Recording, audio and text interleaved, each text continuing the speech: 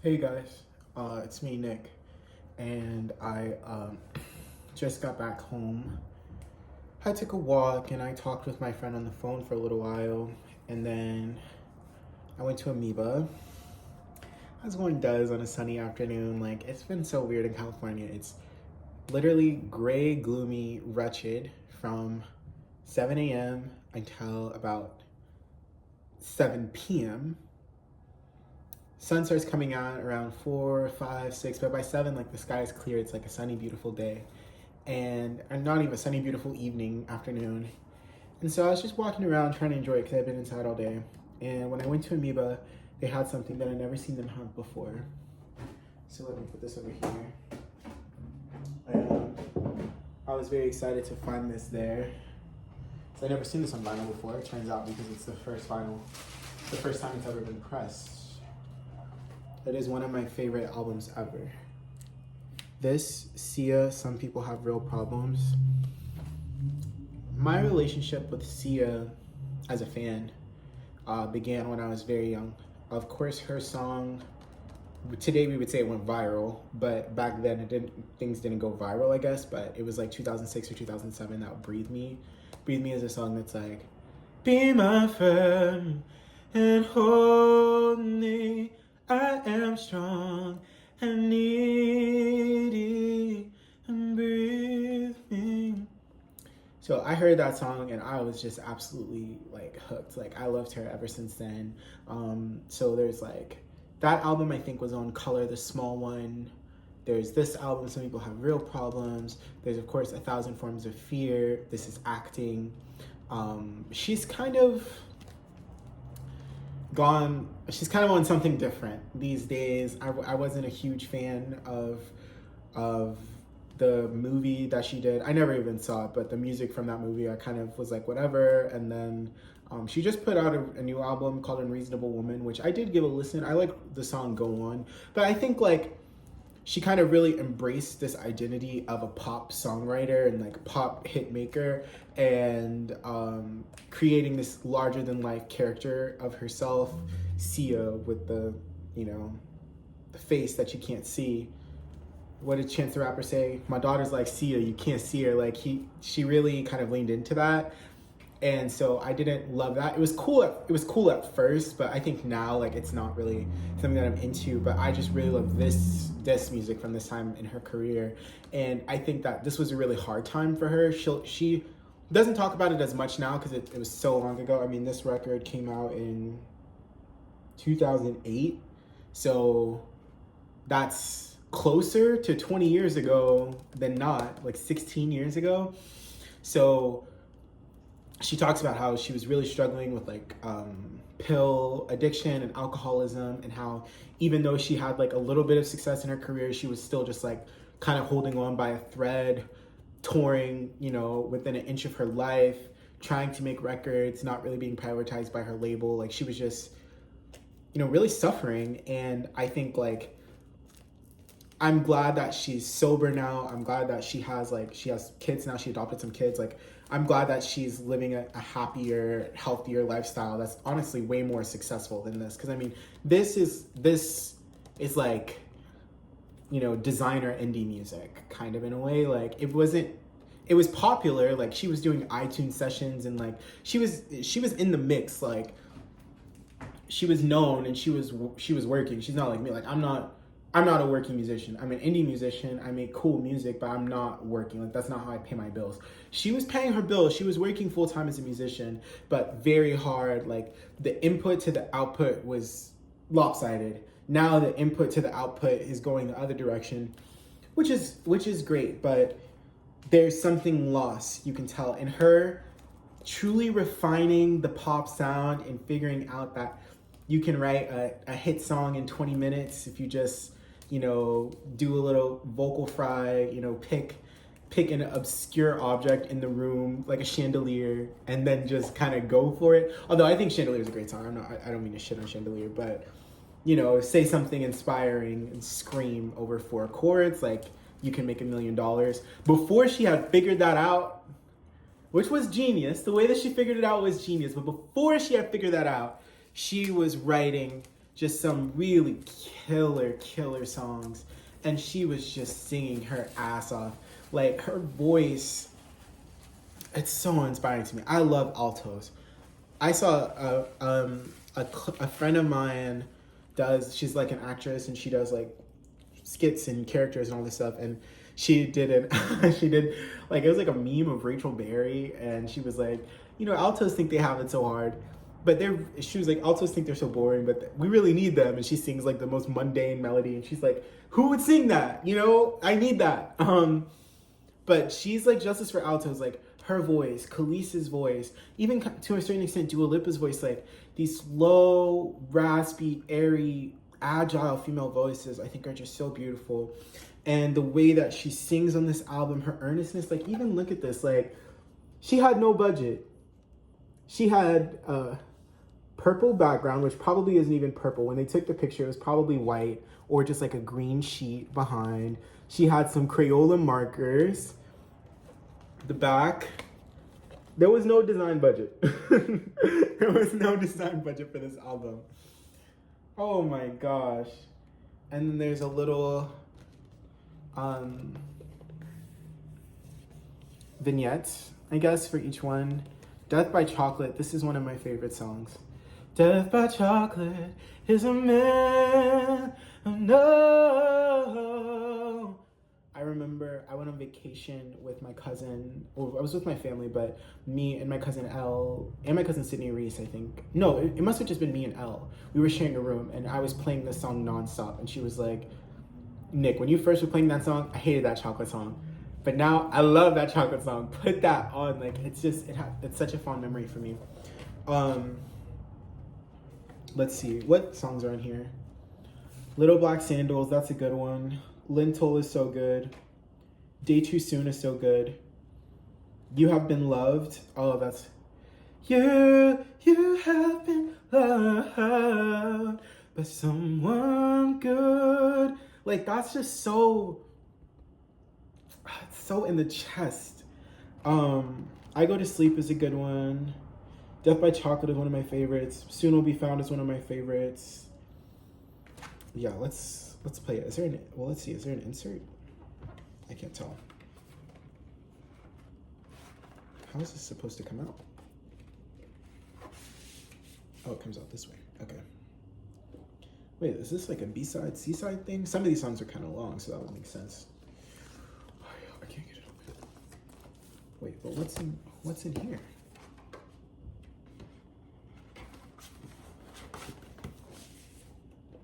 Oh, wow. Look at that. What a beautiful image. I'm really... Collecting vinyl has really made me fall in love with album photography. I think I always enjoyed a nice album cover, but seeing the images blown up, and I think also, too, it's only been in the past year and a half that I've had the experience of actually designing album packaging and, like, really think of it, because, like, my first album, The Color of You, that image was just a photograph that I already had. Same thing with all my other projects. With Ube, it was like graphic design that my friend Quinn did. But then with Drum and Voice, we did like a proper photo shoot. And then with Heart and Cancer, we didn't do a proper photo shoot, but I had an idea when we were taking the photos, because we just took them on a 30 disposable camera, that I knew, like, I really designed that shot. Like, I really had a lot of thoughts about it, and yeah, anyway. So I guess this is the A side. Let's see.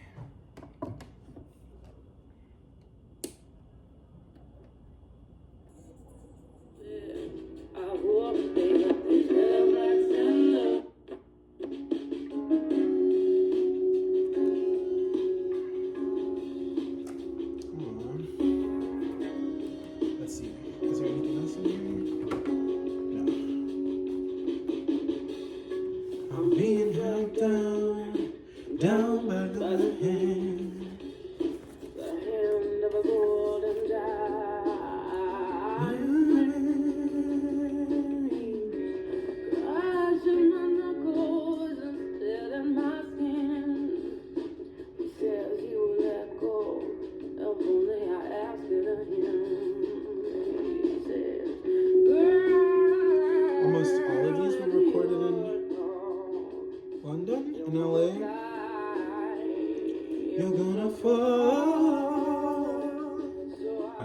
last phrase right. Jesus Christ. Don't let 6 weeks go by before I see you again.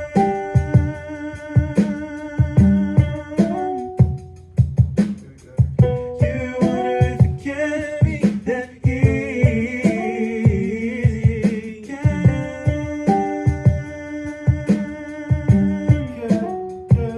Girl, you come over to my house and we come make a song. Got a thing, got it for you and I'm like a play on. And I just wanna feel like it's snowing like a song.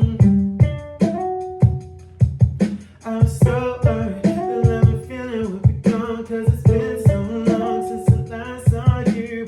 But all the things that I've gone through fade away when I lay eyes on you. Don't let 6 weeks go. I don't wanna let again. 6 weeks go by before I see you again. Can't be that easy. You wanna live, you wanna live, you wanna live. Again. Don't let 6 weeks go. I don't wanna let again. I wanna see you again, I wanna see you again, yeah. You wonder if it can be that easy.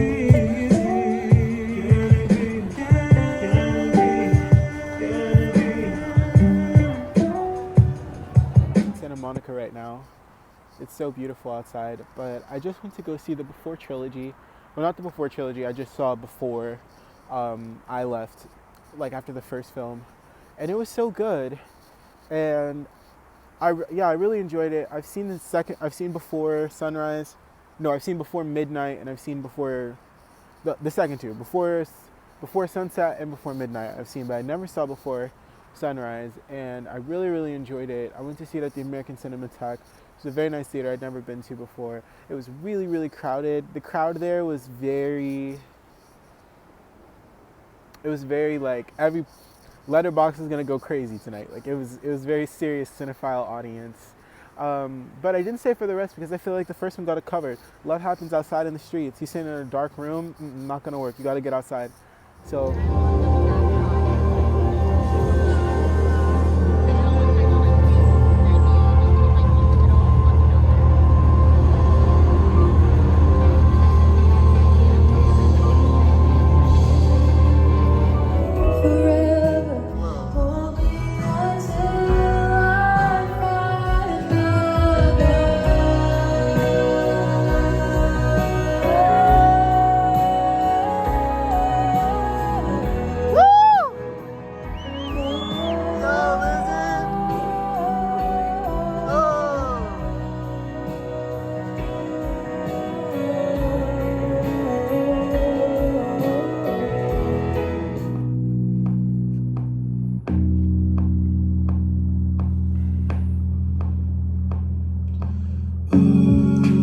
didn't see it coming till it was too late. So I didn't get in my whole way. Now I'm falling from the sky, feeling fire, burning high. Didn't see it coming till it was too late. So I didn't get in my own way.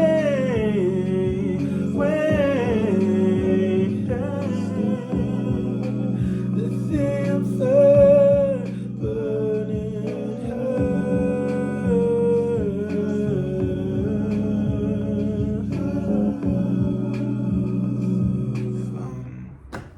it's a Monday. It's kind of dreary outside. Hopefully it will clear up in the afternoon like it's been doing. But either way, I thought I would come on and talk to you guys. So I'm doing well. Last night I went to the Lizzie McAlpine concert, so I got this t-shirt on. and it was so good. It was my first time going to the Greek theater, and that venue was awesome. My seat was pretty good, but after seeing the way that that theater is, I think I would have chose a different one. Like, I chose something kind of centered, but it was so far back that like it sounded really good because of the way that the venue was designed, but I couldn't really see anything on stage. And like I could see the whole stage, but like I couldn't see anything. And the way that her show was, it was just her, the musicians just sitting on stage. Like, she wasn't up like walking around. Like, she was mostly sitting down for the entire time, either sitting playing guitar or sitting playing piano. So if I was gonna be far back, I should have just been the farthest back, because then I would have been higher up and felt the wind and the music and everything. But the mix of the show, like the way it was engineered, the way that it sounded was awesome. Her performance was amazing. The venue was awesome. The crowd was pretty cool too. It wasn't my normal crowd that I'd be with. Like, it was a lot of younger people, and not that I'm so old, but it was like it was like high school people, as compared to like the Baby Mother concert that I was at. That was like older. Like, that was more 20s 30s, out late 20s, early 30s. I feel like was more the crowd at Baby Mother, and whereas I feel like this one was skewed way younger. Like, maybe the average age was like 16 or 17. With Romy, it was also older. Like, I think Romy might even have been like 30s, 40s, kind of like, it was grown folks in the audience. And then with Ryan Beatty, I would say Ryan Beatty was maybe more like my age, like 24, 25. Like, if you were a fan of Brockhampton when you were in high school, which Brockhampton was at when I was in high school, then you're like here now. So you're like kind of mid-20s, and there was some younger people there, but mostly like kind of mid-20s age. This was way younger. Like, it looked like there were girls there that were like 14, 15, like whatever. But it was still like it was a chill vibe, and like where I was sitting, it was like older people. Like, it was because it was the seats. It wasn't like down in the mosh pit. But it was just really, really good. Like, the musicianship was at a high level. It was the same band, I think, that plays with Ryan Beatty, because they recorded her record as well. Those guys, the way that they play is just amazing. Like, they have such a good chemistry with each other, and the way that they arranged the songs was so good. Lizzie sounded amazing. Like, she sounded, in my opinion, way better live than she sounded on the record. I think just because, like, live she can improvise and she can change the melodies, she can change the rhythm, she can switch up stuff in her performance, and you just feel that energy when she's like in the middle of the song. And it's not the same as when you're in the recording studio. You only have one, not that you only have one take, but like you just do one version. And so I just hear that one version of the track over and over. So hearing it live and the changes to the thing, I thought was so good. And she performed, I think, every song off of what is this album called? Vortex? She performed every song off of Vortex, and then she performed a few songs off of 5 Seconds Flat. She performed Ceilings, and she performed Doomsday, and maybe some other ones that I didn't recognize, because there were some songs that I didn't know. And yeah, it was great. So when I was there, I told myself I wasn't gonna buy anything, and then of course capitalism won in the end. So I got this t-shirt, and then I also got this poster, which I'm going to hang now. So this is my wall, as you can see. This is the poster. I'm gonna get the rubber bands off, and I think I'm just gonna hang it right here. This is right above my piano. This is what it looks like. So it's her running through this field. I don't know where she's from. Is she from Vermont?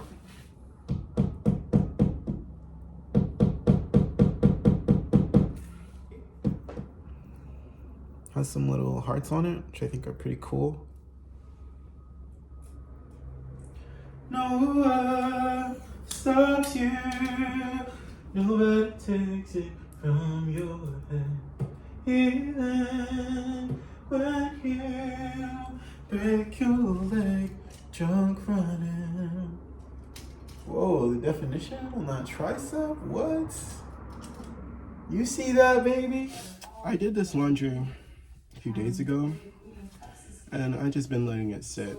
So I figured I might as well get up and do it. I don't feel super great today. I've had this cold for like the past few weeks. Not the past few weeks, the past few days. I've had a cold for the past few days, and like this morning I woke up and I was at my lowest.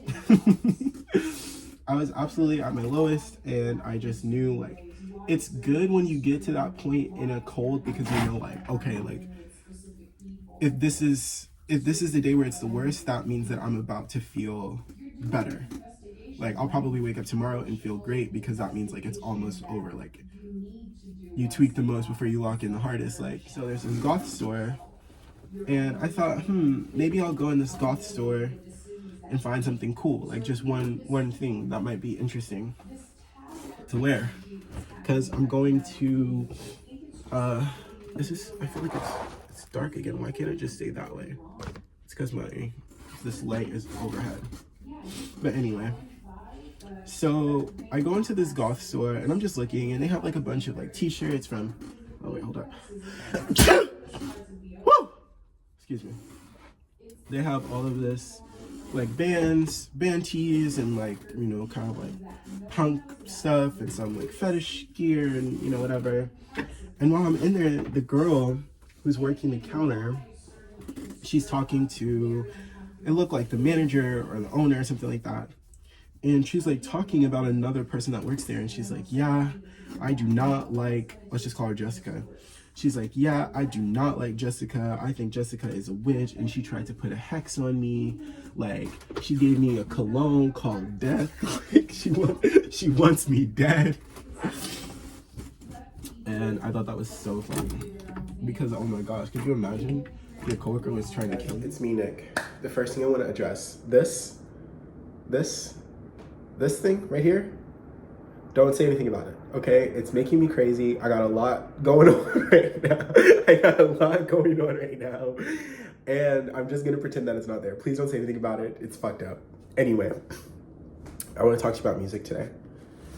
The first thing, you guys, this is why you can't covet objects. I damaged my Sia vinyl so badly. Something in my beard. I damaged my Sia vinyl so badly. There's no fix. There's no recovering this. So it's 2 vinyls that came with it. I put it on my situation here in an opportune position, and it literally bent so badly. I cannot play this. This is done. And I don't think I'm gonna replace it, because if I replace it, then I haven't learned the lesson of not coveting objects. I just replace it. So this was side A and side B. It's frustrating, but whatever, I'll live. Oh, let me get this one. So I was outside, and I'm standing outside of the record store, and this guy comes up to me. I'm just looking at a poster on the side of the record store.